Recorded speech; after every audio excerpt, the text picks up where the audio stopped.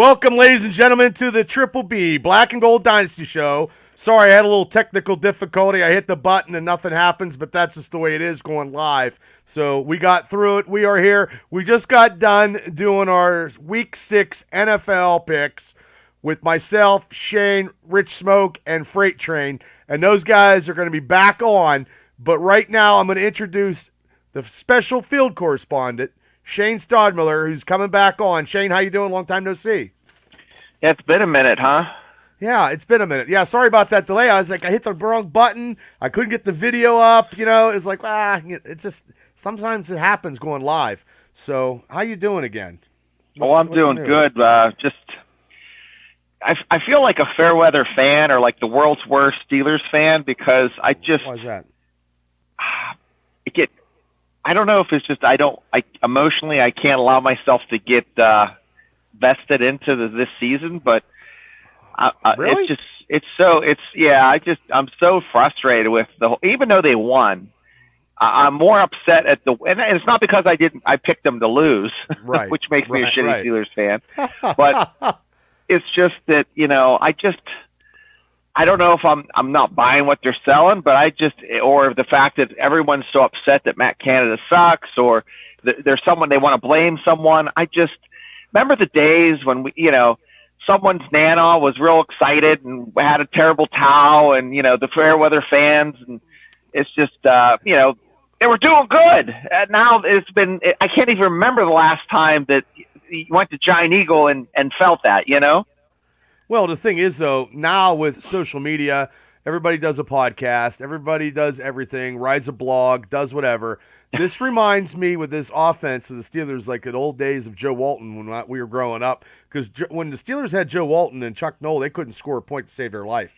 So, and they didn't have social media. So, could you imagine if social media was there in the mid '80s when it was bleak and we didn't score a touchdown? I think in 4 or 5 games because I think we played this one team and then the dam was busted, So, I mean, who knows? I remember those days. Yeah. I remember the '80s. They were horrible. Everybody would make fun of you if you're a Steelers fan. That was the time when the Bills were going to Super Bowl after Super Bowl, and we were just like, Denver maybe too. Fourth in the conference. We didn't have good teams, and like Steeler Freak says, yeah, it makes you numb because we haven't done anything so long, and That's it. Yeah, apathetic is. I guess the word is kind of like ambivalent, apathetic. Yeah. Yeah. Well, but also too with Noel, you didn't have all this bullshit probably as much as we had. It wasn't all this rah stuff, and he wasn't a cheerleader. He was not. He was a motivator. And so I got a lot of people tuning in on Facebook again. Louis Galentine, I hope, Lou, your feed works. I appreciate you coming on back. Chris Elliott's back. Mr. Ralph Williams of Beaver Sports County, the Pittsburgh radio. He's big in Pittsburgh radio sports talk right now. So, he's got, and he says it's hard with mediocrity. Jim LaMotta, thanks for tuning in. So, but I Papa, got a whole bunch of stuff. Yeah, go ahead, Are brother. they even mediocre? I mean, they're. Yes, Craig, I got 2. Mediocre? No, they're just lucky. They're lucky. That's just it. I think they're like a C-, D+, and they just lucked out a few times. Teams have played really, really bad against them. Well, the team that totally, since we're going to get to talking about the Ravens game here, we got 2 more contestants coming on. I'm jumping ship. I'm sorry. No, you're not. No, because I want you to talk about this. Because every game that we played, except the 49er game, we just got destroyed. Okay, no, and we've been lucky. Outclassed. And we've been so lucky in every game. Like every game, the Raiders game, touchdown to Austin, huge. The Cleveland Browns game, Chubbs goes out with injury. And then like Ralph said, it's better to be lucky than good. So and then Chris Elliott says the '80s sure were terrible times for the Steelers. Yeah, it was brutal. It was brutal. Those Steeler players. You can name offensively. You can name Louis Lips on offense, and then you could Merrill Hodge for me because I always liked Merrill Hodge. But, just being a Steeler fan, I can name a lot, but realistically, they were so mediocre like they are now. Right. But speaking about old Steelers, Craig Wolfley's brother, Dale Wolfley, passed away. Okay. Played for the Mountaineers. Had a podcast. I actually reached out to him a couple weeks ago. Man, he died in his sleep. Oh, that's terrible. Really charismatic guy. Man, I feel for his family and you know, thoughts to Craig, his brother, and you know, all the Mountaineers that love Dale. So, well, I mean, that's just, if you're gonna go, you might as well go in your sleep. You know what right. I mean? Yeah, good old Larry Stryker from Extreme Wrestling Podcast. Hey, Larry. My sister's calling me. Kelly, I can't take the phone call, Cal. Can't take the phone call unless I hit the Powerball. Bubba, take it and see what she wants. Okay, hold on. Take it and see what she wants. Cal, what can I do for you? You're on the Triple B Black Gold Dynasty show. Yes, Yeah, you are. you are. You're live, Cal. What can I do for you, Cal? I need your Disney password. No. My Disney. I need your 6-digit code they sent to you in an email. Okay, well, I'll get that. I'll get you that Bubba's gonna take care of his sister. I'll get the 6 digit for the what? Walt Disney? Well, I read comments. Oh, Let's my see God, what we Cal. have here. Thanks for. I'll get it to you, Cal. Okay, thanks for coming on the show, Cal. Thank you. Oh my God. Aquamarine. Jerry Jones even said he doesn't want CD to have more touches. See, I need to make it bigger because I need reading you can't glasses see? nowadays. Oh, yeah. okay. That's what she said. Make it bigger. Make it bigger. Oh, Pat and Frodo. Hey, Bubba. I'm interested Craig. in- Oh, yeah, let's see. Craig. How you feel about Matt Canada's reaction to Kenny's TD pass? Everyone in the booth cheered but him. Yes, I remember that, Craig. So he sat here like this. Everyone is going bonkers, and he had no reaction. No, because I think he knows that Kenny called that audible. That was an audible. You know, that was. And He had that's a good everybody point, else Bubba. is everybody else is high-fiving everybody. Right, You know, and he's not doing anything. So, I mean, and actually, like last night at the Pens game, they had that fire Matt Canada chant. You know, I mean, and it's bad because They won, and they still want to fire him. Well, the thing is, yeah, but he's got a bad taste in everybody's mouth now, and we can't get that taste out. So, what? Okay, wait, Bubba. If Matt Canada was a taste, what kind of taste would it be? Would it be like what kind of taste in your mouth, like gasoline, like gasoline? You know, gasoline, yeah. I'm thinking like McDonald's Big Mac leaves like a terrible taste in your mouth. You gotta like go brush your teeth. Oh no! I think Matt Canada's. That's Matt Canada. He's well, like if you had special gasoline sauce. in your mouth, that would be bad because it would be burning, and then Yeah. you try to light a match or something, and your face would be on fire due to the fact of Matt Canada's offense would just scorch your face. So I mean, but I you know what though, and they were booing him at the game too. They were booing him. It was coming through my TV, and the thing about it, everybody out there. When I was at work, because I had to be at work Sunday, I could not get off. I could not do anything. I had to go at work, and they were playing shitty. Like the Steelers were just playing terrible, you know, just god-awful. And all of a sudden, I got in my car, and I drive out of there, and I come home, and all of a sudden, it's a block punt, and we're winning the game. Bubba, what's the stat for He had no time to celebrate. Working? For you working, and like when you work, do the Steelers win? Or do they shit the bed? They shit the bed. It's probably now it's 7 games, probably 7-46. I've been to a lot of games. I just get sick. I get real sick like the night before. So, you know, black licorice is good. Ooh yeah, that'd be a good black Matt Canada taste in your mouth. Yeah, black licorice would be good. I don't like black castor licorice. Castor oil. Oh, I can't remember that. That's what this offense reminds me of. You know, I mean, it's just terrible. It's just god-awful. And, there's Richie Smoke. He's in the house. Rich, come on in. We're just talking about how bad it tastes the Steeler fans have if Matt Canada was a taste in your mouth, what would it be? And I said gasoline. An aftertaste. I said gasoline. Because my sister jumped on and wanted my Walt Disney password. So I was just shooting the shit. I asked everyone out there. Yeah, she didn't know. It would taste like, and I don't know what it tastes like because I've never tried it, but it would probably taste like actual shit, to be honest with you. Okay, yeah. I mean, there's not much. I mean, black licorice is pretty fucking terrible. I don't like black licorice. It's terrible. I think it's absolutely vulgar. I think it's one of the nastiest things you can put in your mouth. Rotten Steel Nation will still want to say. Yeah. Honestly, at this point, there's no saving Matt Canada. We're not. But they're not going to get rid of Canada. We're going to every week. It's going to be the same thing. They're not going to do it. They had their opportunity. Actually, they had their opportunity in the offseason. They're just not going to do it. He's going to be here all season long. So let me ask you this. So I was just looking at power rankings at quarterbacks. It popped up on my phone after talking about football as often as I do. Right. Kenny Pickett is right now ranked 28th in the NFL. Right. He is only in front of four guys: Bryce Young in Carolina, Mac Jones in New England, Zach Wilson for the Jets, Daniel Jones in the Giants. That means he's being grouped with guys of that are magnitude. terrible. Yes. And again, maybe it is Kenny. And we've talked about this on the show before. Maybe it is, but we'll never know until we find out what Kenny looks like with an actual capable offensive coordinator. And the offensive line is not.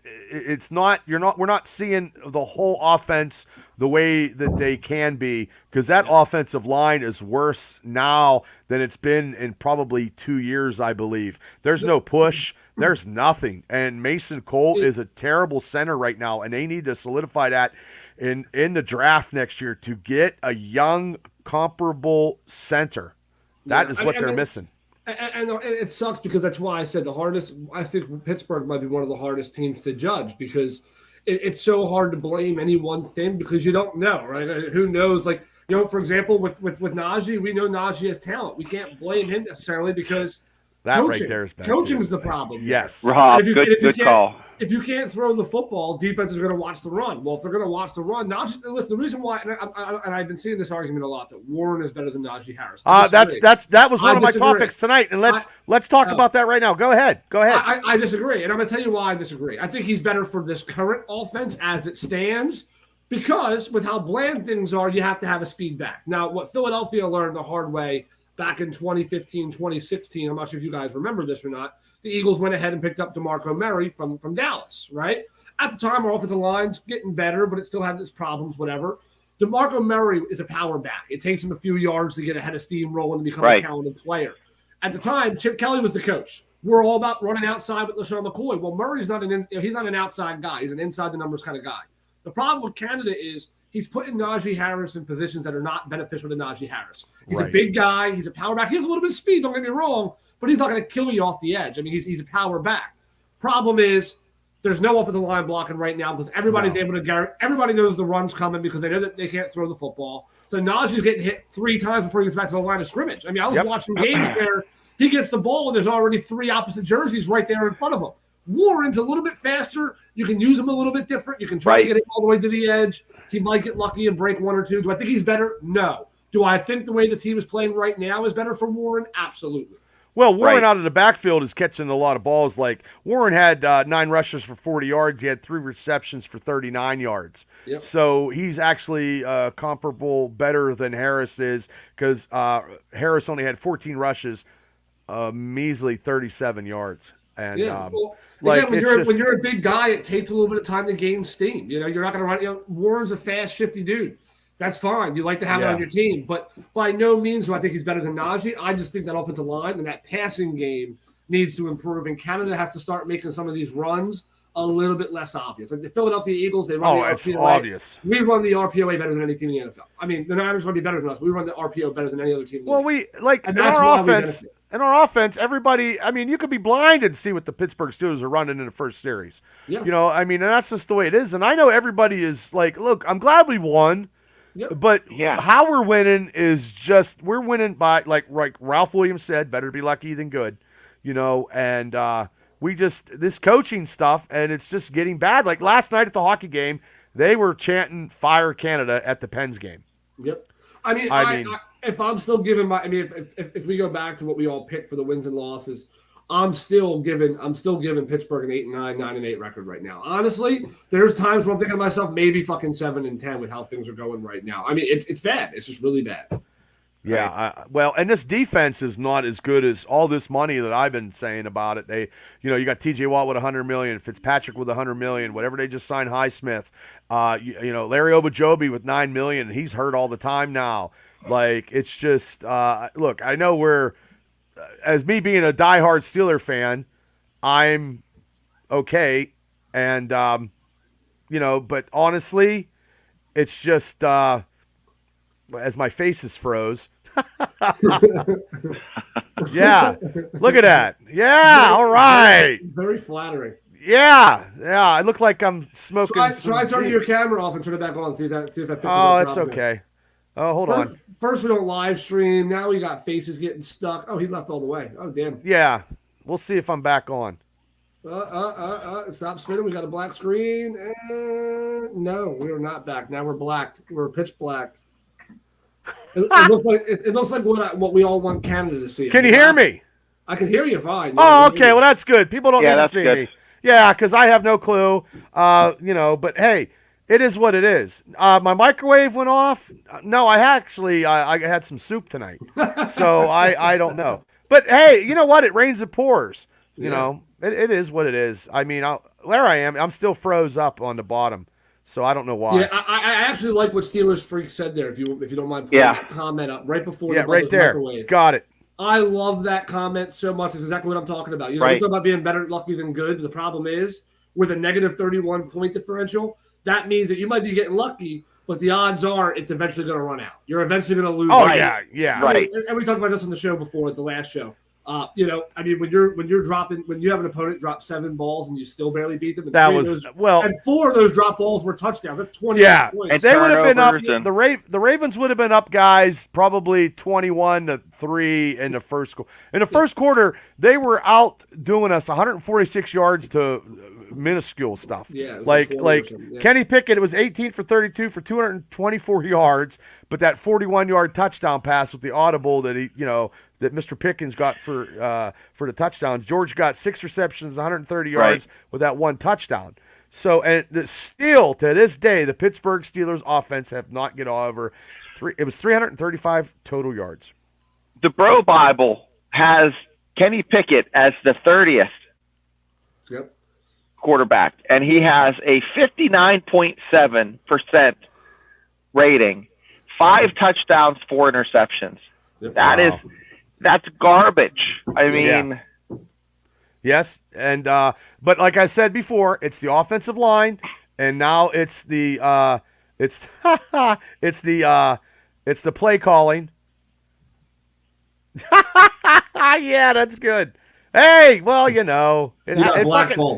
got black. Well, I probably did. You never know. But no, it's just a little technical difficulty probably on my computer end, and I don't want to reboot it because then something will happen. This might be one of the first times I've ever seen a team winning their division at 3-2, yet they're ranked 22nd in the NFL right now overall. 22nd. Some people say 22nd. Some have them at like 27, but nobody has them higher than 22nd. I mean, that's absolutely incredible. Look at that.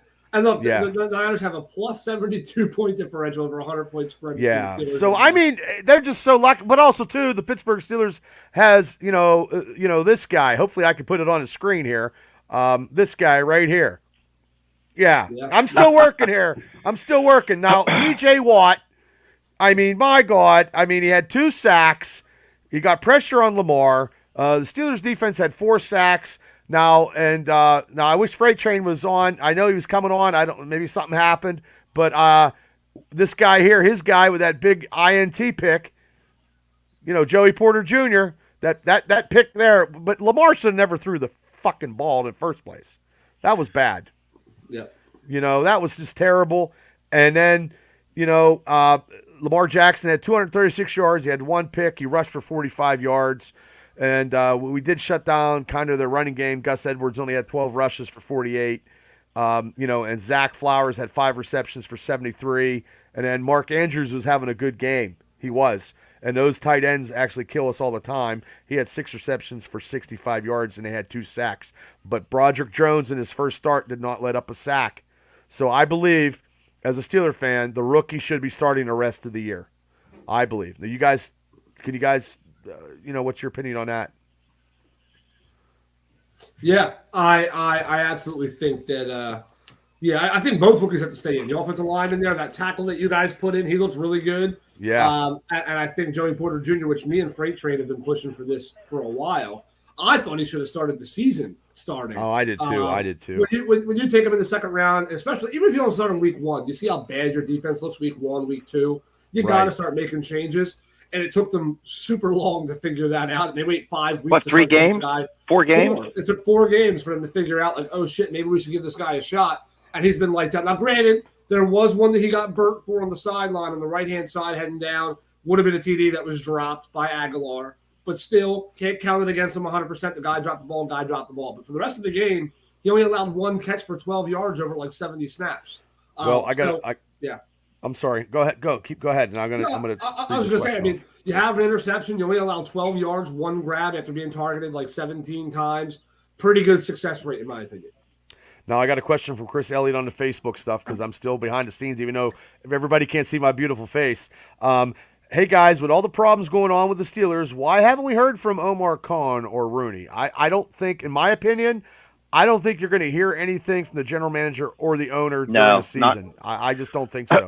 Not during the season. Not with the Steelers, especially with the Steelers. It's like contract negotiations. Nothing. Steelers do it a certain way, and that's just the way it is. So right now, Khan and Rooney are aware of the atmosphere. They're not deaf. They might not be making the moves that you want them to make, but they are more than aware of what people say about them and what they're saying about what they're saying about Tomlin and what they're saying about Pickett and whatever it is. And at the end of the day, the best GMs and the best owners know when to stay away from it, just because of the fact that all you're going to do is stoke the fire even more. No matter how he answers that question, are you going to ask yourself this? As a Steelers fan, I'm going to ask you a question in return here, comment section.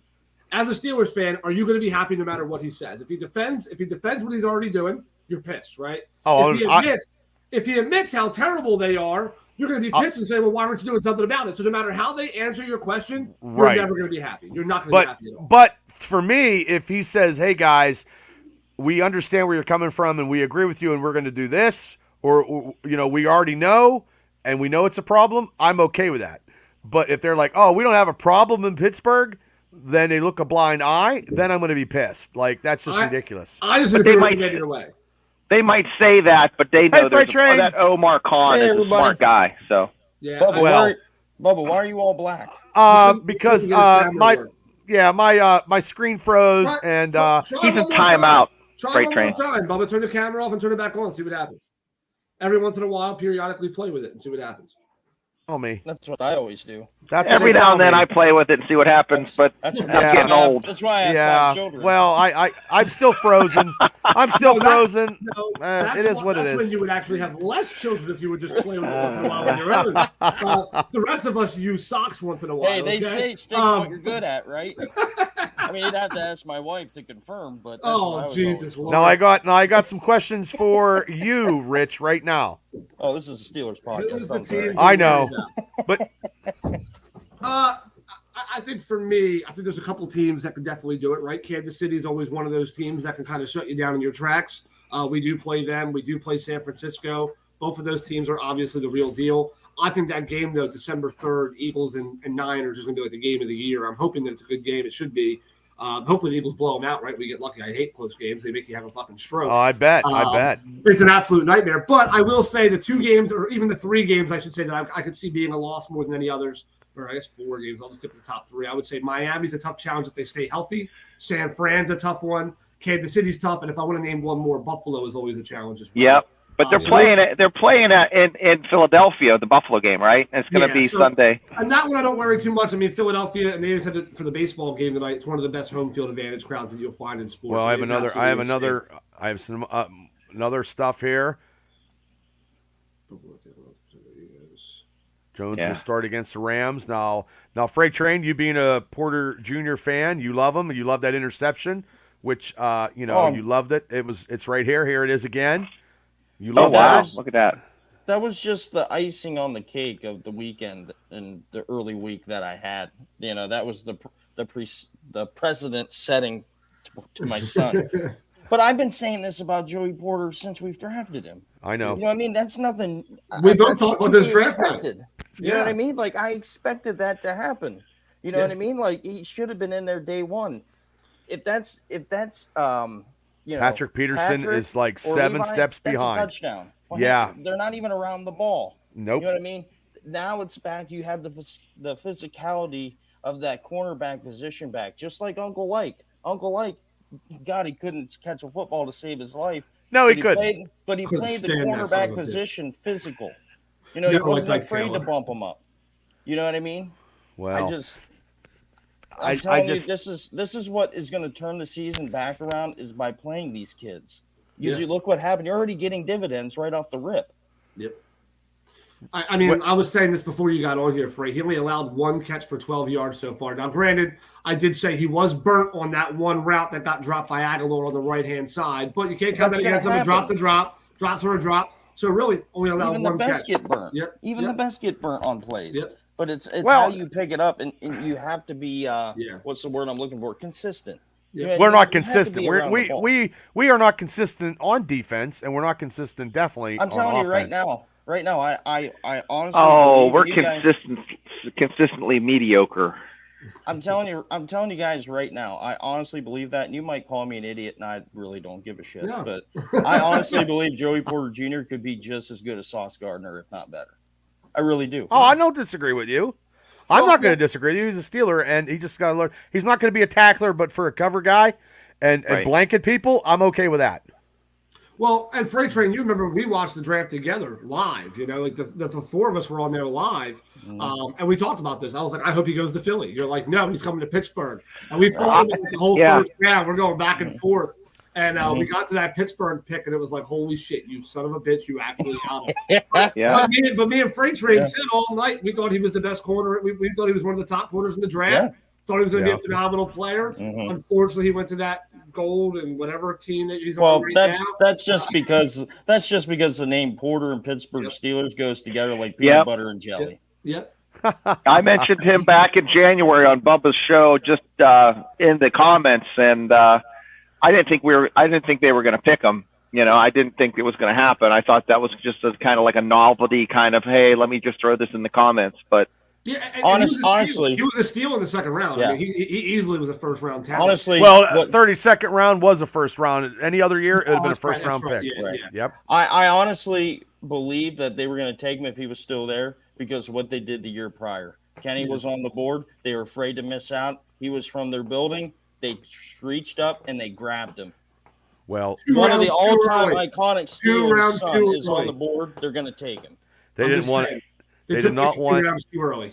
They did not But, want hey, repeat of I Dan don't wanna Marino. sh- They didn't want that. I don't want to shit on his dad, but would you put his dad in that class? Like, No. there's some Steelers that are like He's not that way, No, way I'm not saying more. he's the best, but he's still an iconic Steeler. Do you He's know what I probably mean? one of When the you look top- at- he's one of at the top time that he 2000s. played, Yeah. I mean, Yeah, there you go. I'll give him a decade. Yeah, I would probably put him as decade that he iconic, played. but yeah. He's probably on your all-decade team somewhere. I mean, you he probably was what got. gave that And I'm defense- shitting on you guys for content, so you know.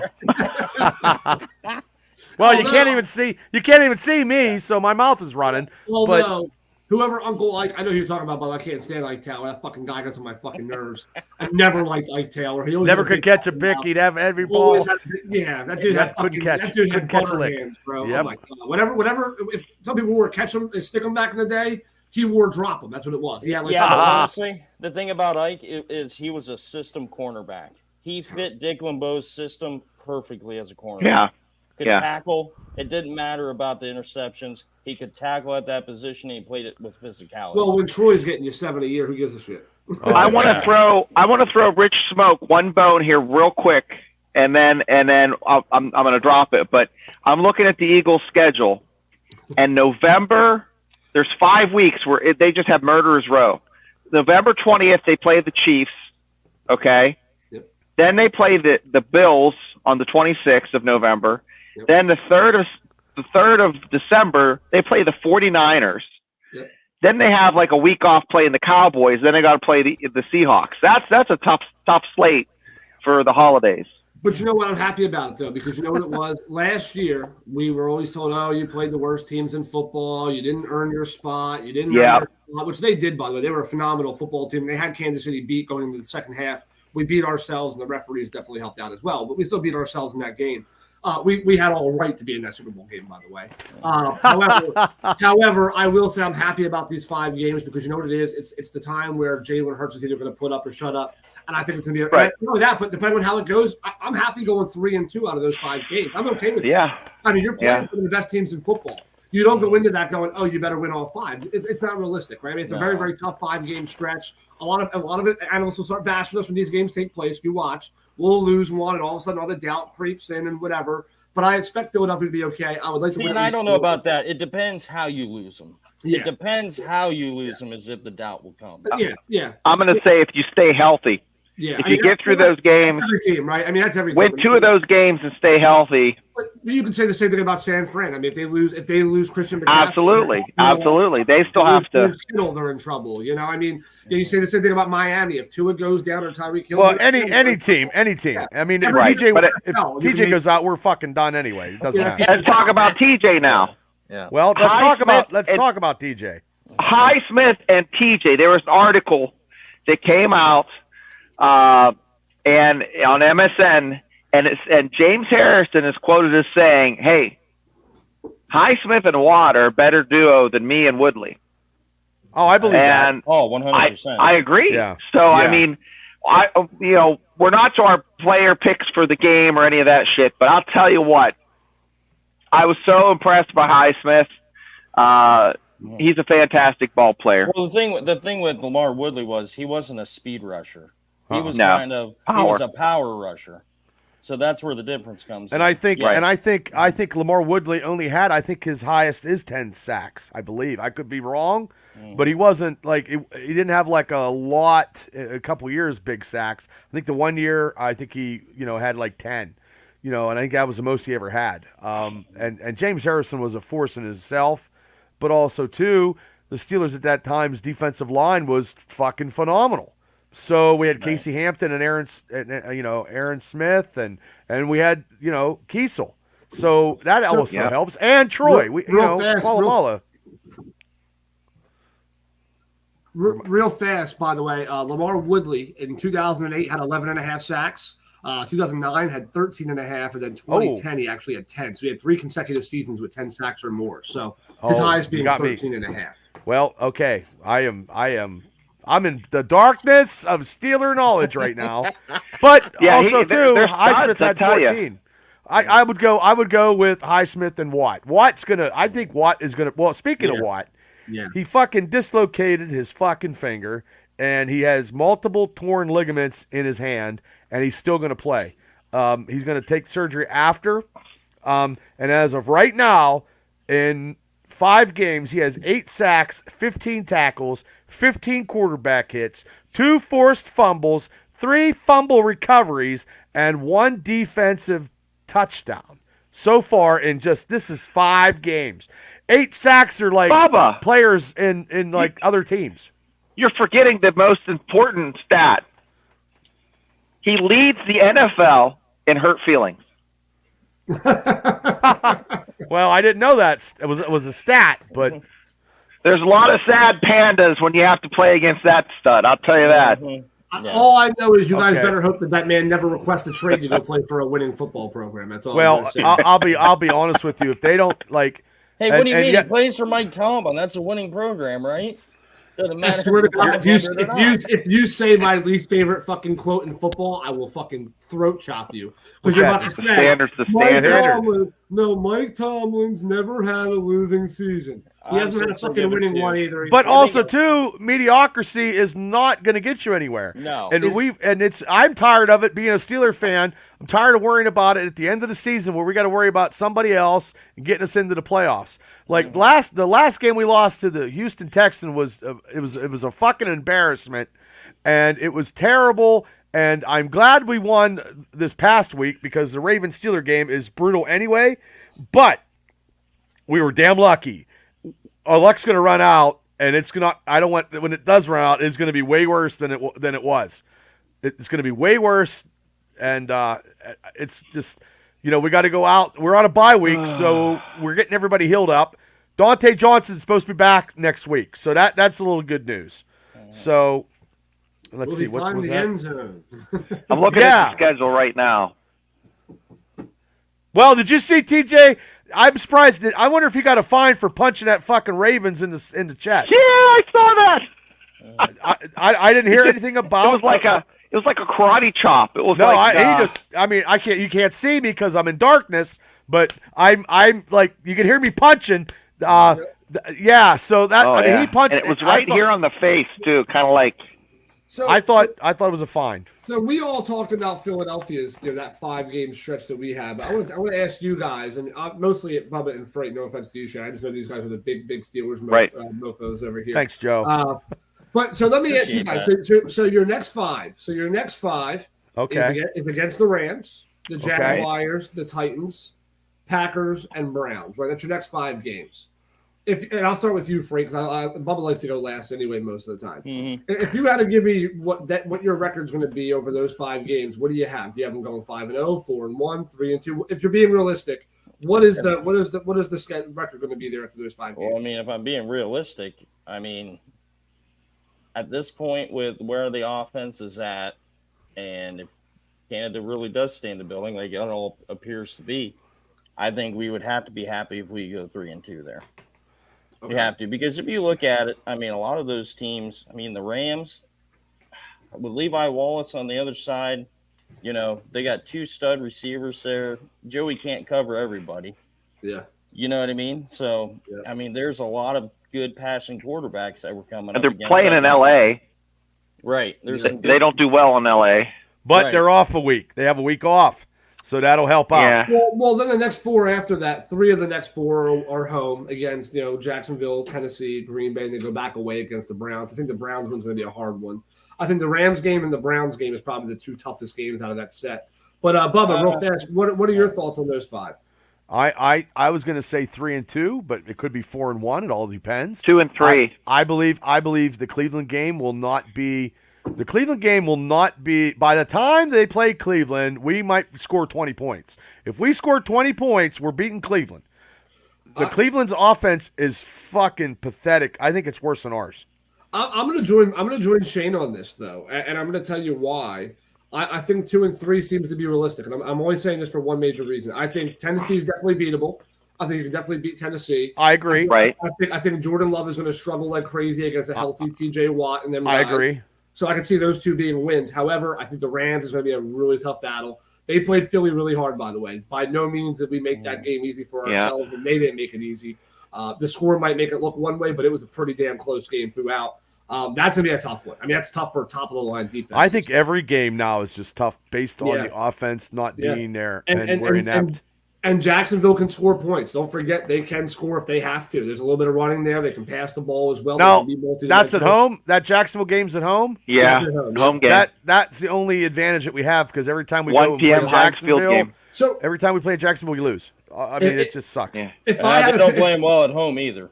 If I had to pick it just for shits and giggles, I got you losing to the Rams, losing to the Jags. I got you dropping 2 in a row, so you'll be 3 and 4. But then I have you picking up 2 wins in a row, beating the Titans and Packers, and then I actually have you losing this one to the Browns. I think you're going to beat the Browns at home. I mean, you already played that game. Never mind, you beat them by 4 last time. But yeah, I think the Browns pulled this one out. That last game was close. I think their defense is really good. Their offense isn't great, but their defense is good enough to keep them in the game. So I'll say 5 and 5 after that. Yeah, you guys are like somewhere. Okay, yeah. so you got 5 and 5, and I would say because you guys are 3 and 2 right now, right? So yeah, I haven't picked the same way Rich does. I mean, they're gonna lose to the Browns, the Rams, and the Jaguars. They're gonna beat the Titans and the Packers. Yeah. And if they lose to the Packers, I think they'll beat the Browns. I mean, I think they're gonna go. They're going to steal go that 2 Browns and 3. Game. You could definitely go 3 and 2 if you steal that Browns game. You definitely could go 3 and 2. So it's just a toss up. It just depends on what's going on when that time comes. But it's so hard to judge Pittsburgh. I think it just depends like how they come out of this bye week. I think this bye week is probably going to be the most important week of this football team's season. Yep. Because there got to be some heart to heart conversations during this bye week. Yeah. I mean, this is a team that still has no identity. It's got a quarterback that doesn't know what the hell he's doing most of the time. He's timid and scared. It's got a coordinator that is so Needs to be- incompetent. And then needs they to go. do something good on the field, and he has no emotional attachment to the play. Like, what the hell's up with that? I'd have been high-fiving people. I'd have been hugging people. I'd have been like, "Woo!" It looks like Steelers freak agreed. By the way, he has them listed as 2 and 3. I mean, Bob and Freight Train, I have a question for you. Before the Ravens win, did you think this season is just a complete wash? Or what are your feelings after they eke that out? Do you still feel the same way? Like, I still feel that this season is just. I feel the same. I don't lost. really feel. Yeah, it's just. I'm not vested in it. I'm just like watching them go through the motions. It's just the simple fact of like how we're winning these games. Like, we're winning these games by not even supposed to be winning the games. We haven't even won a game to where it's like, wow, they actually put it all together and won that game. The Raiders game, you might be able to say that. You know what I mean? They tried to give it away at the end. They really did. But, this game, I didn't see anything different to stand pat with what we're going with. You know what I mean? Like, I still think Canada should have lost his job. And then he should have never been. They should have never rehired him. Yeah. And then I see the Byron Leftwich news. I don't know if you guys talked about that yet. No, we have not. So go ahead. And and it's just like, shame on you. And if nobody has read it that's listening to the show, do you want me to break it, Bubba? Yes, go ahead, sir. So Byron Leftwich called the Steelers for a job, an offensive job, before the season even started. He just wanted like an assistant job. Right. And Mike Tomlin and the organization told him no. And now Byron Leftwich has reached back out to the Steelers this past week about an offensive position. And there's still no word on and if they don't bring him on, then shame on them. Because what do you have to lose? You have nothing to lose. You have a guy that played with one of the best quarterbacks to ever play the game, who had ultimately probably the best critique of an offensive play calling standpoint. Right. Tom Brady only made Byron Leftwich better. And you're not going to even bring him on to your staff. Shame on you. That's not good. You're not taking this seriously. You're just washing it in. You're basically telling the fans you're packing it in without telling them you're packing it in. Yep. Well, it's what that boils down to. Because that means it can't Tomlin, get any worse. That means Tomlin just wants to be mediocre and still have a winning season and still keep that consecutive streak, which doesn't mean anything to me. Like, I don't care. Like, I give me a couple losing seasons and we're in the playoffs winning fucking playoff games. I'm okay with that. Sounds like the Pirates' recipe for fiscal success. Right. I think we want to make a dollar. We don't want to win games. Craig, I think we do have a slight advantage over, but we haven't played Cincinnati yet. So we have to, we're undefeated in our division right now, and we haven't played Cincy yet. And Cincy's coming on strong from what we said on our pick show, So I would just say, for me personally, I think we're very lucky, but Kenny doesn't have all the offense that we have. We should be scoring points with all the personnel that we have in our weaponry.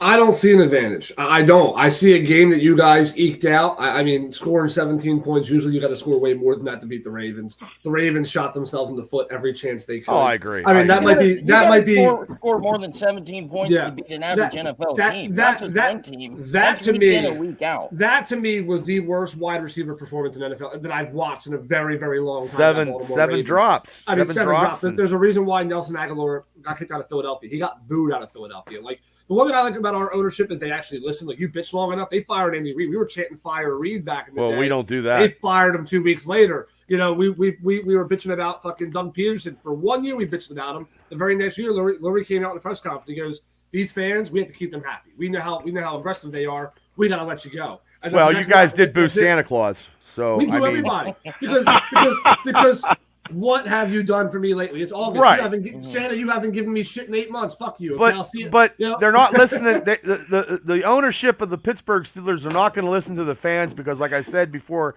Freight Train, you come on, they were booing. They were fire Matt Canada chants at the Pens game last night over on their network feed or whatever. I heard it on DVE coming home from work Sunday. I could hear them fire Matt Canada over the radio They're not going to do it this year. They should never fucking hired him in the first place. And Tomlin is not. He doesn't have the look. Whatever. He's going in the Hall of Fame. Whatever. But they haven't won nothing. I think then they won't. They're going to ask him to. They'll keep him and they won't get rid of him.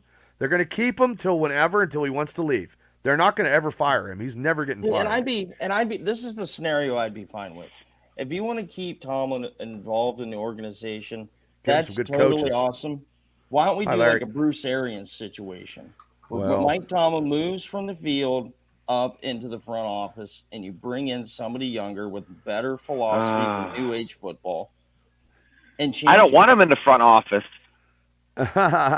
Yeah, but the thing about Tomlin is you got to think he does get the best out of most of his players. He really does, because he was the best one that got Antonio Brown to play better than anybody. It's the same with San Francisco. They got John Lynch up there. Who wouldn't want to go play for John Lynch?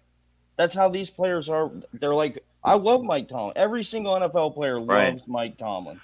Use it to your advantage, not your disadvantage, by leaving him out here with these. Yeah, but I think Ben and James Harrison would love a couple more fucking rings too. I don't buy that. I get so irritated with that. Me too. Because when I was in the Army, see me waving.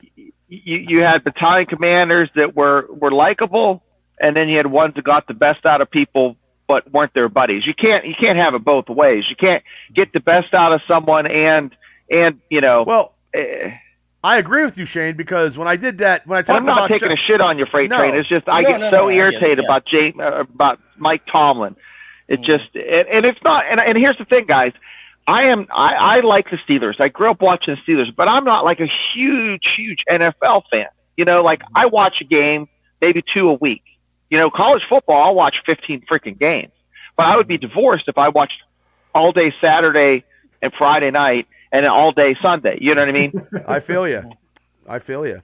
But also too, since I did a lot of stuff about Chuck Noll this past weekend, I watched videos.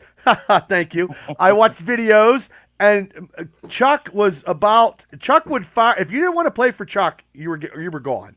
Okay, if Chuck Noll had to motivate you to play football, you were set down the fucking road.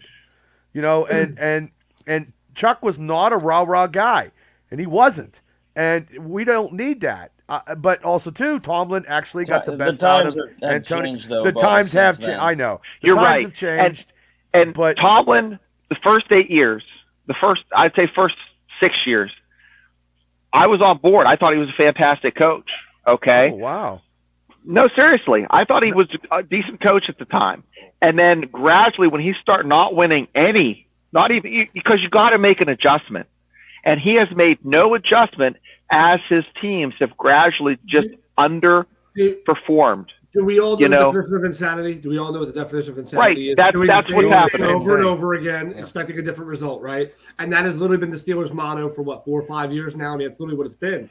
And it's just not healthy. I mean, especially when you don't have the talent there, right? Like, it's one thing if you're going to be average coaching, but you better have superior. I think we have the skilled position players' talent. I think we have that. Yeah. We just absolutely. The offensive line is not good, and the play calling. You're stating me off. That's just blatant. But that's the most important thing. You have to have one of two things. If you're going to have a below average O-line, you need a quarterback who has a really fast fucking release point and makes really good decisions. Or you need a phenomenal O-line to give your quarterback time to be able to scan the field if he's not that quick with it. The problem is you have neither of those setups, right? Like, the O-line's not good, and you got a quarterback who doubts himself and won't pull the trigger. And you also have an offensive coordinator who won't really allow him to stretch the field that often unless it's George Pickens on the sideline somewhere. He does not let him throw the ball over the middle very often. It's very rare that you see that. And if it does go across the middle, it's usually Freiermuth or somebody within 5 yards of the line of scrimmage. Everything is so close. There's not many big plays. And if you watch the broadcast, they even said it. At some point, you got to start giving some plays where you can get some yak. I mean, if you're not getting yak, you're screwed. Like the average wide receiver, a quarter to 35% of their yards every season is yards after catch. Right now, wherever that ball gets caught at is where they're getting hit at. That's it. Like, they're catching the ball on the sideline, they're pushed right out. They're catching the ball middle of the field, there's 3 guys right there. Yep, I mean, it's there's terrible. nothing. There's no big plays. I mean, Mm-mm. you think about Hines Ward. You think about Santonio Holmes. You think about even when Martavius Bryant first came on the scene and looked pretty good. You think about Juju Smith-Schuster. You think about Antoine Randall. You think about all these wide receivers that Pittsburgh's had over the years. And what do they all have in common? They made big plays in big moments. They were able to stretch the field, and none of these guys have it. I think George does, but I think the offensive coordinator has to allow that play to be able to develop. And Well, it's and just I think, not there. It's well, not and there. if you look at any of the passing routes, if you really delve into it, they're all around each other. Yeah, all of them. They're Like bunching everybody up. all the players are like within 5 yards of each other. Well, and that's what bothers me. And somebody was telling me the other day, a Steelers fan that I work with was telling me that, oh, well, we run a lot of bunch sets, though. We do try to mix stuff up. Yeah, but you're running three guys on the same side. You're running three. You're not confusing running, anybody. You're Nope. running a bunch set. You got three guys to the left. The problem is, like the Eagles, for example, will run those, right? So Goddard will come in and do a little bit of a hitch. You'll have one guy cutting towards the sideline, but you got one guy taking a deep post or he's taking a deep route. The problem with you is all three of your players are taking short routes. You got one guy coming in, one guy's going maybe 10 yards and curling, and you got one guy who cuts across the field. And he just goes within 3 to 4 yards of the line of scrimmage. But that doesn't do anything. Like, sure, you're bunching them up, but that's why you can't get open. And then Right. And then where that guy's coming across the center of the field, you have a tight end on the right-hand side right there, so that's all congested. And now your running backs are being scouted out the whole time. Well, you can't move the football. It's too predictable. Yeah, and you look at, bunch sets are good if you're going against the other team's weakness. Yeah. If you're not attacking their weakness, then what good is it doing? You know what I mean? Like a bunch set is designed, at least in my head, is okay, I'm guaranteed to have this one guy matched up against the linebacker, the free safety, or a strong safety is supposed to come down and cover this guy. Now I can have the other guy kind of go into that free space. You know what I mean? I'm not saying I'm no offensive coordinator. No. You could be better than Matt Canada. But to me, that's what I probably could too, yeah. designed for. And we're not seeing that. Well, and that was the problem with Houston, right? So you lose 30-9 for a lot of different reasons. There's a million of those. But the major reason, in my opinion, watching it from the offensive side of the ball, and I'm watching this, is if you look into what the Texans' weakness was coming into that game, they have a hard time defensively against the deep ball. They struggle against, like, their secondary is not very good. They struggle. The further away from the line of scrimmage you get, the more and more Houston secondary struggles.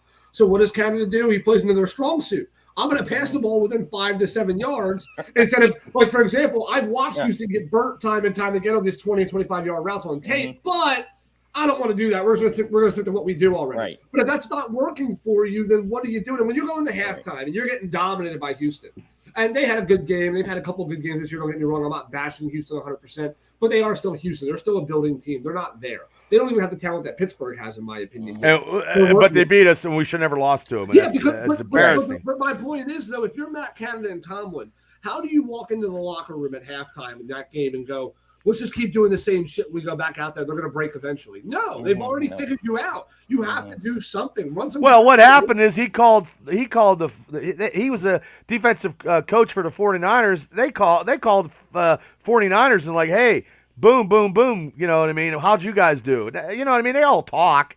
You know, that's how they could do that. But Tomlin got out coached by a coach who only coached 4 fucking games, and that's what happens because he has a lot more of those games than Cowher has. If you look in play after play after play against our offense, defense runs the same scheme.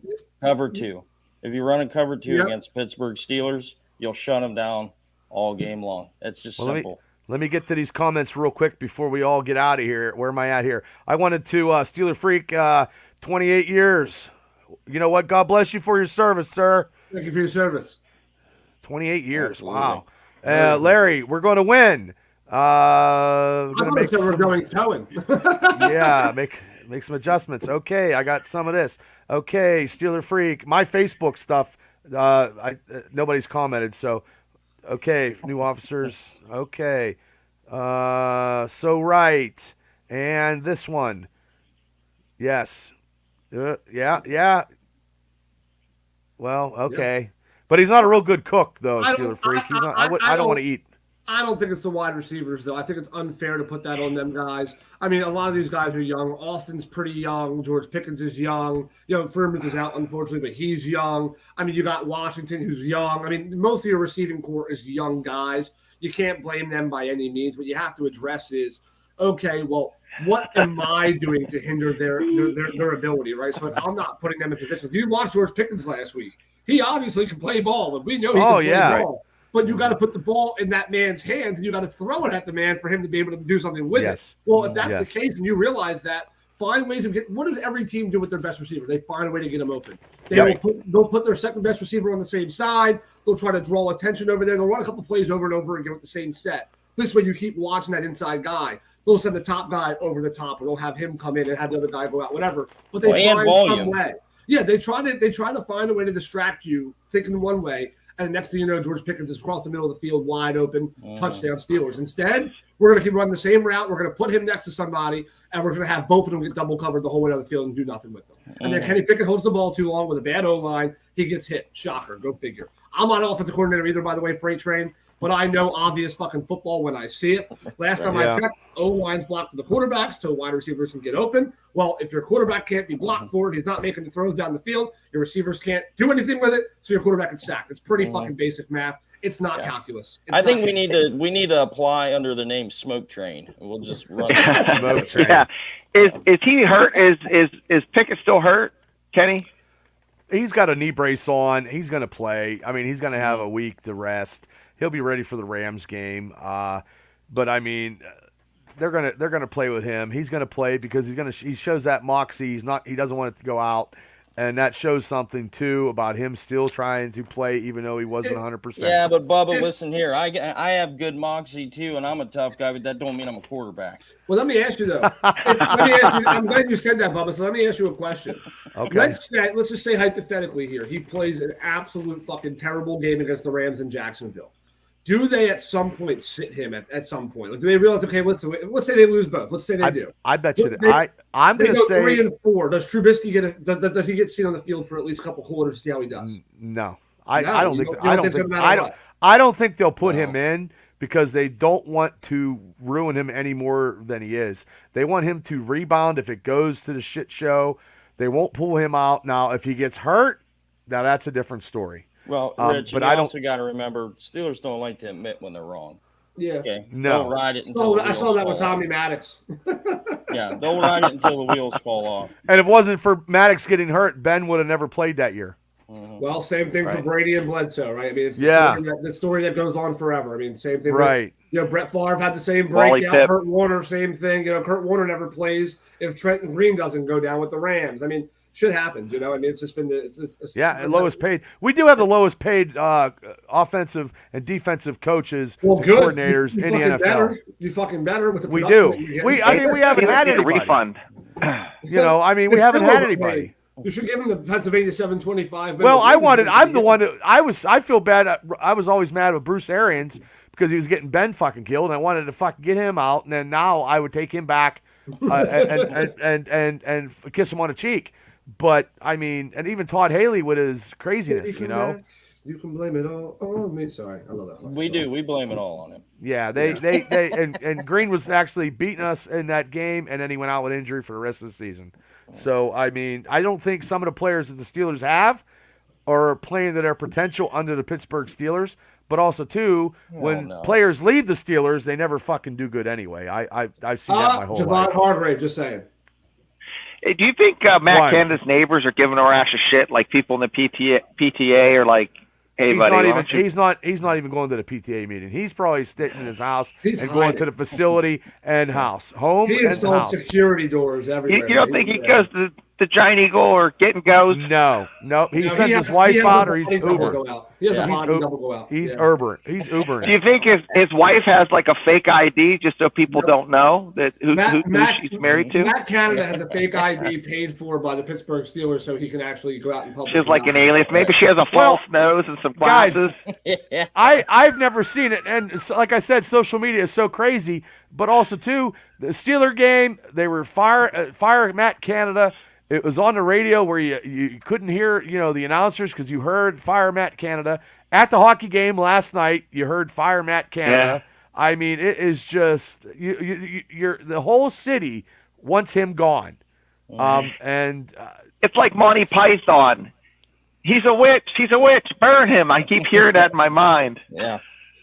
Yeah. Burn I him mean, with I- They are fire. playing good. They are I playing agree. good. And so did Santonio Holmes. They are. By the way. Yeah. Santonio Holmes had a So, pretty good career. hey, before we get out of here, I know it's a couple. I'm going to do the Triple B player of the game, so we can have a couple players. One would be Joey Porter Jr., Kenny Pickett with the touchdown, Pickens with the big yardage, T.J. Watt. I that's about all I can think of. Maybe Jalen Warren now with this controversy of him getting more playing time with Najee, but I'm gonna go with you guys. Shane, who would you player of the game I'll would tell be? you If there what, is any or everybody's going to not? pick Watt. Everybody's going to pick Watt, but I think Highsmith really played fantastic, and Okay. he's given Watt that if they had someone on the other end that wasn't pulling their weight, it would be very easy to kind of just shift all your focus to TJ, but you got to stud at the other side too. So you don't know. They're both coming in about the same time. It's a recipe for disaster. I'd hate to be trying to scheme, trying to figure out who's going to – I mean, how would you like to block those monsters? It's hard just to. fantastic. It's very fantastic. hard. Very hard. I'm so glad they're Steelers. They're the reason I'm tuning in to see what kind of freak show TJ, there was a game, where he almost had like 2 interceptions. I mean, when does that ever happen? Mhm. But also, too, Shane and guys, if we don't go to the playoffs, TJ Watt ain't going to be a fucking around, and Highsmith ain't going to be around. If they don't get to the playoffs and win a playoff game in his career, they have not won a playoff game in Watt's career. And that's ridiculous. And you got to remember, too, and J.J. Watt made a comment about it. Apparently, I didn't hear it, but apparently he said something along the lines of, I overstayed my welcome in Houston, right? He stayed for all that time. He stayed loyal. He wanted to be on that team, build it all the way up, and go to the fucking playoffs and win the big game. And I'm he sure they waited talked. and waited. He waited and waited and waited and waited and never came. He went to Arizona thinking that was going to be the best bet. Didn't pan out there either, but at least he tried to do something different. So what I'm thinking to myself as a football fan is somebody, they talk. They hang out all the time. Oh, yeah. They're brothers. They're very, very close. JJ and TJ are talking once in a while like, hey, man, how many years do you give this before you realize what I realized when it was too late, right? You're in your twilight years, and you only got so much time left. Do you want to go for that championship, or do you just stay there forever out of blind loyalty? And I think agree. one day TJ Watt is going to take that fucking magical fairy ride. I bet you. He's gonna go 2 somewhere years. else. 2 years from now. I'll say 2 years from now. tops. I'll say 2 years from now. If we don't get to the playoffs and win a playoff game, TJ if you're Watt is gone. Pittsburgh, you trade him before he goes, so you get something in return. Because you can get a hell of a lot of return out of him. Oh yeah. Just make sure you trade him before he acknowledges that he's disgruntled, because then his value plummets. I'm sure if they don't get to the playoffs this year, he's going to be disgruntled. But you got to do it before he comes out publicly, right? We've seen this before with quarterbacks and other players. The moment they come out and say, I'm not playing for you anymore, the value just drops. Well, would you give him up for an offensive line? I mean, I don't think you're going to get an offensive lineman. You're going to get draft picks. Is probably what you're going to get. You might get a second string left guard or a left tackle somewhere, sure, but it's mostly going to be for draft capital that you're then going to turn into an offensive line through the draft. I'd say 2 years. The offensive line is one of the hardest positions to draft. It's one of the hardest places to find success. Every team's looking for offensive linemen, right? There's a reason why there's only so many elite players out there. So every team is. But as far as my players of the game for last week, and I'll wrap my shit up here, I also have to go with George Pickens. I think time and time again, he's shown you that he's the most elite player on that offense, in my opinion. I don't think there's anybody better than George Pickens on that offense. I agree. And I think he proves that time. I wish we saw more of it. But and for defense, I'm going to go Watt and Joey Porter Jr. But also too, Rich, George Pickens gets disgruntled after another year or two. He's going to be fucking gone too. Well, I don't know. I mean, it's a little bit weird. It's a little bit longer for rookies. They have a little bit longer of a shelf life. He might be willing to go through one contract. Well, this is second year, and if it doesn't produce, maybe he won't sign with the Steelers when his contract's up. I think it comes down to. I think what's going to happen is. I think what's going to happen here eventually, and this happens with every bad coach out there. We've seen this with multiple franchises. Eventually, the floodgates are going to open, and players are going to get tired of Matt Canada enough to where they're going to start getting a little bit more honest in those interviews. And when that happens, it's going to be basically one of those ultimatums, right? Either it's him or it's us. I mean, look, I'm not going to play here forever. Right. Look, I want to be an all-pro. I want to make it to the Pro Bowl. I want to go to a Super Bowl. I want to do all those things. But I feel like there's one reason why I can't do that. They will leave for that reason. So at the end of the day, they might give it a little bit more time. Maybe Tomlin's pouring some Kool-Aid in there, and they're drinking a little bit of it, Right. But eventually that Kool-Aid's going to run out, right? There's too many guys drinking that Kool-Aid. It's going to run out. And when it runs out, that's when the players are going to go, you know what? I agree. I agree with what us, Steeler I gotta Freak go. says. He's going to talk to his brother and his family, and if it goes down that path, that is the path that he probably will go and ask. It's already his brother. going down that path. Well, I hate I'm to break telling it to you, you. it's no, I mean it. We have the greatest sack leader who has no playoff wins in his career. Yep. It's terrible. Yeah, he's phenomenal. Steeler Freak. Steeler Freak. Yeah. Yep. Well, I don't know about that. Yeah, he'll be a typical Steeler receiver going off, not getting the balls, and he'll be out at Pittsburgh also. So, Freight Train, who would your player be? Which I'm gonna guess, but I figured I want you to say it. And if you were to guess him, that would be a pretty good guess, but it's not going to be Joey Porter Jr. And I'll tell you why. Oh. Yes, and I'll tell you why. In my player of the game is Miles Killebrew with the blocked punt. You want to Okay. talk about 28. If you want to talk about changing the narrative of that football game, we had That's nothing going right for us whatsoever. That punt block changed the pendulum back into our favor and gave us enough confidence moving forward to say, you know what, we can actually beat this team because they're having an off day. Miles comes in. I thought it probably should have been a touchdown. I could have sworn his knee hit the end zone before it was out of bounds, but you'll take the safety. You got momentum, got the ball Too back. close to overturn it. That's all it came down to. It was just too close Right. to overturn it. Right. I mean, But- if they would have called it a touchdown on the field, it probably would have stayed a touchdown. But since it was called out of bounds, it was so fucking close that it's so hard to review that and Right. overturn that. But I agree. It was in close. that point of the game, that changed the pendulum back into our favor, and that's what I think helped propel them to somehow put points up to win the football game. Yeah. And we didn't even get into the time management. I mean, that freaking abortion. But that's a whole for episode. me. That's a whole- That's that's for a whole- another. That's that's another a whole hour's nother worth show. of bitching. That's a whole episode by itself. So Yeah. we'll stay away from I'm that. gonna go. I'm Say gonna I already go- talked that to death. So I'm going to go different. I'm going to go for a guy who made his first start in the NFL against the hated Ravens. I'm going to go, and my Triple B player of the game is going to be Broderick Jones.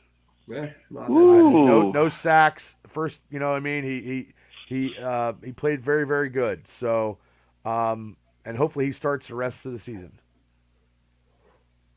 Okay. I don't think you. I mean, you have to at this. You know what I mean? It's just like Joey Porter. You're not going to take it to playing time away. You can't because you're getting results with him being in there that you're not getting when he's not on the field. You know what I mean? If you want to keep the narrative of we're trying to win football games, then you got to put your best players out on the field. You can't hold them back. They're Right. you have. Well, to hopefully Porter starts. You know what I mean? And I don't know. Like we got a week off, and hopefully, like I said, Dante's coming back. TJ gets his hand wrapped up and goes to get some acupuncture or something, and he's not getting surgery. And then we play the Rams next week, and that's a 4:00 game. And the last thing I just want to say is go Birds. Just go fucking Birds. That's all I'm gonna say. Well, you can't see me as I'm laughing. And go This is Phils. Total darkness. Go Phils. One more win. We're in the NLCS. Total darkness. Total darkness. Oh, in case Larry sees this show at some point, Bryce Harper is the fucking man. Okay, by the way. Well, guys, I appreciate it. I mean, I don't know what happened technological craziness as I did the black screen, but I have no idea. And on the other side, I'm still frozen up. But everybody, thanks for tuning in. Well, no, wait. Before I go, since you guys jumped on, Shane, you got anything you want to plug, brother, before we get out of here? no, just like and subscribe. We haven't been mentioning that very much lately, and we'd like to see the YouTube numbers move up. And the algorithms. and I think we have. Spotify and We're about over 1,000, like 1,016. right. I just want people to like and subscribe. You might Yep. tune in, but it doesn't really help us unless you like and subscribe and share.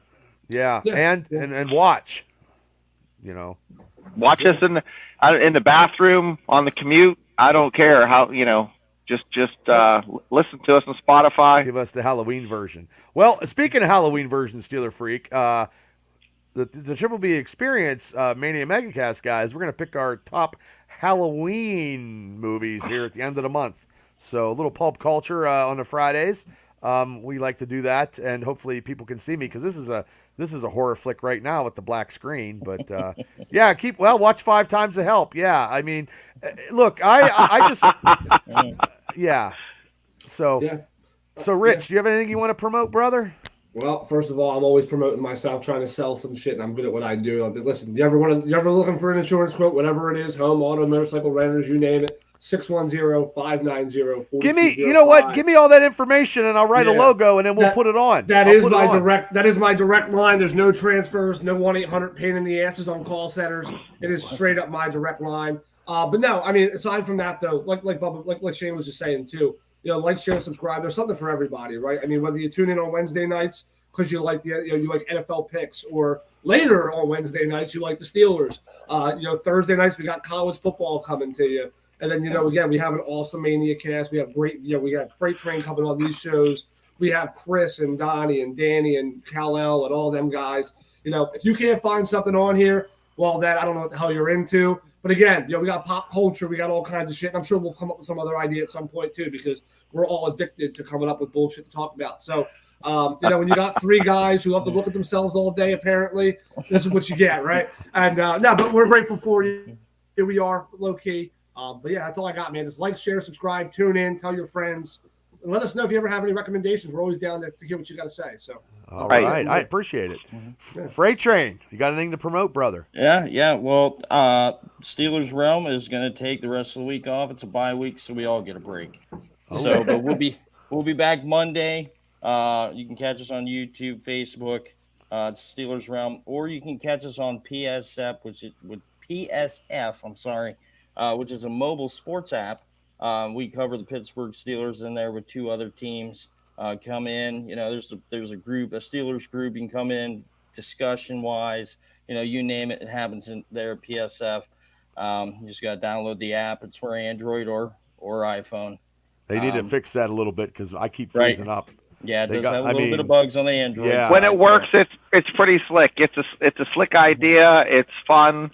It's just a matter of keeping it running long enough to stay on there. But it's really a nifty thing. So. Well, the thing a couple weeks ago, I was actually on that with Greg Nicotero of the Walking Dead director, and I thought that was fucking awesome.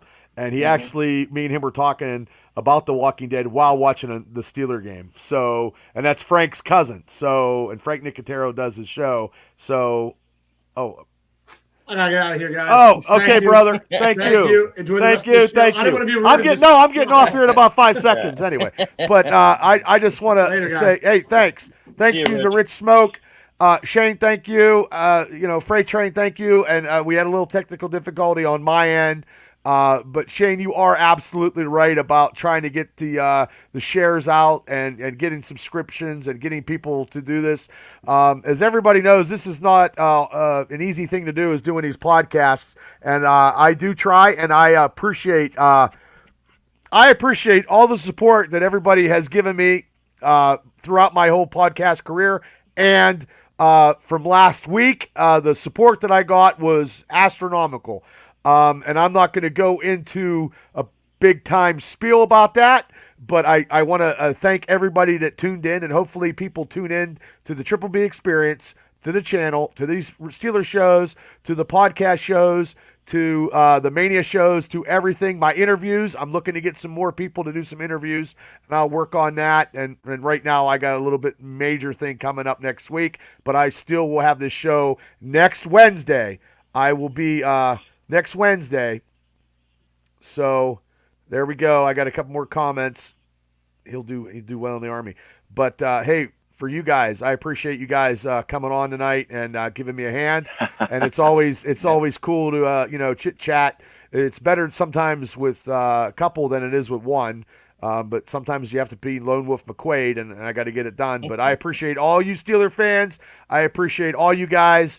You guys have a great weekend, and I will see you. No, not a weekend. I'll see everybody Friday for the Triple B Experience, Friday night edition. So everybody, thank you guys. Have a great night and a better tomorrow. Go Steelers, but we won't play till next week. I'll be back. And tomorrow night, college picks. Yep, fastest 20 minutes of college picks in the world. So everybody, thank you guys. Good night.